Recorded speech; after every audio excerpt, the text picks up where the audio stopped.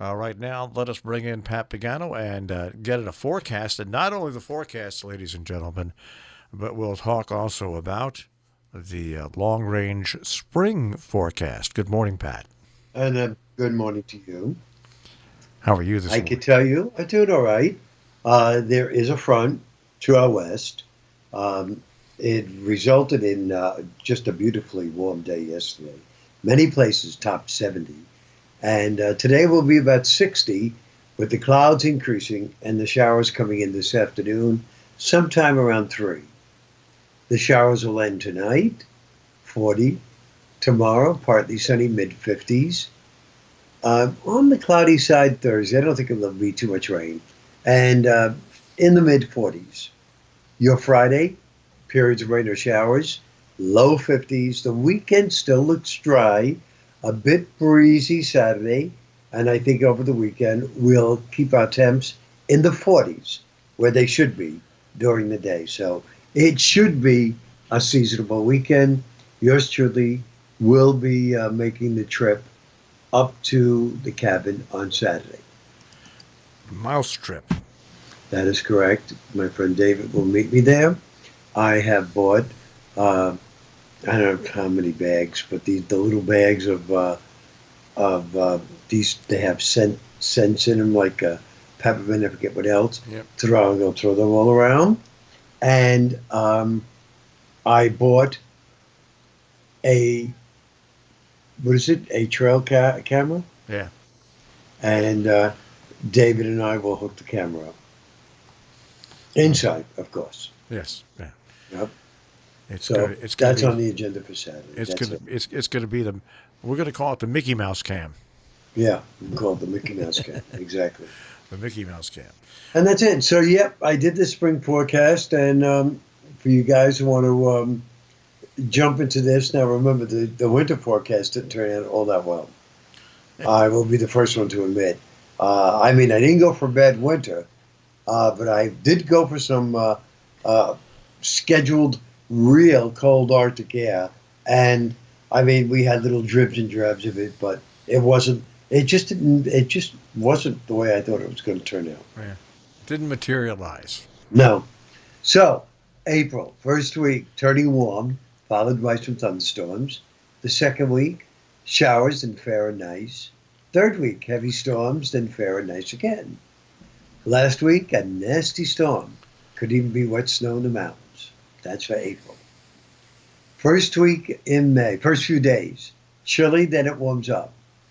Fair and pleasant for the first week, some rain and partly sunny the second. Heavy showers, then fair on the third week, and last week, unsettled showers and storms. And lastly, June. The first week, fair, maybe a few showers in the middle part of the week. Second week, some thunderstorms, back to fair and nice. Third week, storms could be severe. Nice weather returns. And the last week, scattered showers, otherwise fair and warm. Basically, the way I summarized it, changeable, a changeable spring, ranging from a semi winter storm at the end of April to chilly to warm weather and even a tropical storm threat at the end of June. Easter looks nice. Memorial Day weekend will offer some showers. So we've got everything, including the kitchen sink. Yeah. Yep. But still, overall, it's not that bad of a forecast.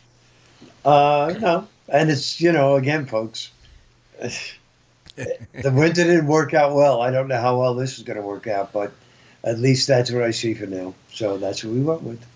All right, and of course, I'm wrapping up my cold, and everything is settling in my chest the past day and a half, and it's like today's the worst day of it all because it's just I'm so congested and my chest is so full. Uh, so I'm actually on the mend. That's what always happens with these colds. By the time it all settles in your chest and you get congested and you have to get rid of it, you sound much worse than you feel. But that's the way it just started out as a sore throat. Then I got a little dizzy and nauseous and had other things, and then the feeling in the stomach, and now it's wrapping up in the chest, Pat. That's the status of this cold. Yeah, well, let it just get out of your chest because this virus here. That's what it attacks. Well, And it, the bad thing about my chest is when I was a kid. I don't know if most people know this, and I've talked about it. When I was a kid, I missed the entire fourth grade because I almost died of bronchitis as a kid. I had a doctor, Doc Goodnotch, used to come out and see me every day, and I probably had every 7 days. I probably had 5 penicillin shots during those 7 days for about 5 months. wow. Yeah. So I do have my lungs do have scar tissue in it from when I was a kid. So that's why when I get congested, it goes into the lungs, it's a little worse than normal people, just simply because I had so much damage from when I was a kid. Yeah, well, that's why I'm telling you to just be very vigilant and see how you feel because you don't want that. You just don't want this. Well, I'll tell you what discouraged me last night. I was watching the network news at 6:30, and they brought on a doctor in New York City who was in the hospital.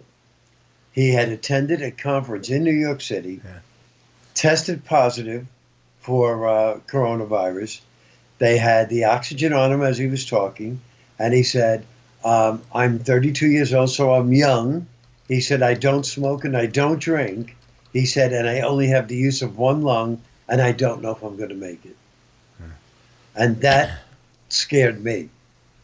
If a 32-year-old doctor could wind up getting this, and this is what's going on. Well, what I want to yeah. pass along to people, though, is that there's so many people that are saying, well, the flu kills more. Yes, it does. There's no doubt about it. The flu is something that kills between 30 and 50,000 people sometimes a year. But what's so concerning about this and why they're trying to prevent this from becoming another flu, that's why all the precautions are being taken by all the states and by the government and by businesses, because right now they want to try to prevent it from being a mass thing like that. So I don't think anybody's overreacting. So I think the media overreacts on every story, but I don't think all these restrictions that governments and states and that businesses are putting on are overreacting. They're trying to make sure that the dam is going to hold back the water. That's all, and just have a trickle come out. But it's interesting to see how this develops and how early we are in on it, because look at what's happening in Italy and stuff like that. If in Italy, the country is completely shut down, except for essential jobs. People are told to stay in their houses. So we'll see what happens. But there's a lot that we can do here as a country. So we'll see what happens. And we just lost our internet connection for our video. I'm so upset with the money we pay here at this radio station for internet connectivity, for the high speed. We pay, between all our transmitter sites and here at the radio station, we pay over $1,000 a month so we could have high speed internet. And there's more and more days where it doesn't perform the way it should. And that's what kills you. Well, anyways, enough of that. Yeah. All right, so today it's going to be still a warm day, but not as warm as yesterday. No, and the showers come in late this afternoon, Marshall. Well, my shower will come in a little after 9 o'clock when I go home. There you go. That's when my shower is going to come in. All right, Pat, I will check with you mañana, and stay healthy and stay in that house. I'm going to try. All right, take care. Bye-bye, Marshall.